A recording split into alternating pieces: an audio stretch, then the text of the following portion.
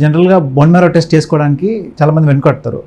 అందుకని ఇది ఏమైనా లేట్ చేయొచ్చా, చేయకుండా ఏమైనా చేయొచ్చా అనే ఆలోచనలు ఎక్కువ వస్తాయి. చాలా వరకు ప్రజలు ఏంటంటే ఇది ఒక పెద్ద సర్జరీ అనుకుంటారు, లేదంటే కొంతమంది ఇది డ్రిల్లింగ్ ప్రొసీజర్, గోడకి డ్రిల్లింగ్ పెట్టినట్టు బోన్కి డ్రిల్లింగ్ పెట్టేస్తారేమో, అది నేను తట్టుకోలేనేమో, నడవలేకుండా అయిపోతానేమో, దానివల్ల ఏమైనా కాంప్లికేషన్ వస్తాయి ఎట్లా అనేది ఎక్కువ ఉంటుంది. ఎందుకంటే బోన్ మ్యారో ప్రొసీజర్ జనరల్గా ప్రాపర్ ప్రొసీజర్లో చేస్తే చాలా వరకు నొప్పి చాలా తక్కువ ఉంటుంది. పేషెంట్ సెన్సిటివిటీ బట్టి, పెయిన్ సెన్సిటివిటీ బట్టి అందరూ ఒకేలాగా ఉంటారు. స్టాండర్డ్ ప్రోటోకాల్లో ఆ local anaesthesia, patient counselling, patient accept చేయాలా ప్రొసీజర్ చేసే ముందు, ఓకే అర్థం చేసుకోవాలా ఏమవుతుంది, ఇది అవసరం నాకు, మైండ్ కన్విన్స్ అయ్యి చేసుకున్నప్పుడు వచ్చే పెయిన్ చాలా తక్కువ ఉంటుంది. సో అవసరం అయితే బోన్ మ్యారో చేసుకోవడము మంచిదే. రేర్ కాంప్లికేషన్స్ ఉంటాయి, కానీ చాలా వరకు bone marrow minor procedure, OPD procedure అంటే వచ్చి చేసుకొని వెళ్ళిపోయేట్లకే ఉంటుంది. బట్ ప్రతి ప్రొసీజర్ కాంప్లికేషన్స్ ఉన్నట్టు దీనికి కొంతమందికి అన్ఎక్స్పెక్టెడ్ లోపల బ్లీడ్ అవుతుంది, కాలు నొప్పి వస్తుంది, కొన్ని రోజుల్లో రికవరీ టైం పట్టచ్చు, ఇటువంటి కాంప్లికేషన్ ఉంటాయి. బట్ చాలా తక్కువ మందిలోనే అవుతుంది. అవసరమైనప్పుడు డిలే చేయకుండా బోన్ మ్యారో టెస్ట్ చేసుకోవడం అనేది ఇంపార్టెంట్.